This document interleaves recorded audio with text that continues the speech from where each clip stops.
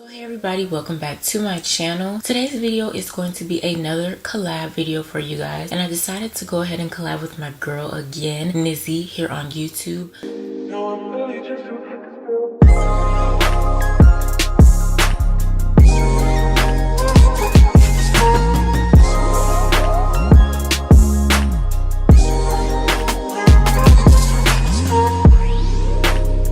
So be sure to check out her channel if you haven't, as well as her video for this collab. I will link it down below in the description box as well as in the card. But anywho, we both got the Pixi PR package. If you didn't see that video, I will link it down in the description box as well as in the cards. Thought it was going to be a good idea to do a collab together using one of the palettes. Now I'm not too sure which palette she used, but I decided to use the Pixi Eye Reflection Shadow palette in Natural Beauty. So this is the look that I created, real simple. So if you guys want to see a review on this palette as well as the other palettes and the brushes that I had got in my PR box as well that I used, make sure you give this video a thumbs up and I will get that out for you guys. But anywho, I hope you guys enjoyed the video. Don't forget to give this video a thumbs up if you do. Don't forget to comment and share. And if you're a new subscriber, welcome. And if you haven't subscribed yet, go ahead and click that subscribe button as well as the post notification bell so you guys will not miss a new upload from me. Once again, hope you guys enjoyed the video and I will see you in my next one.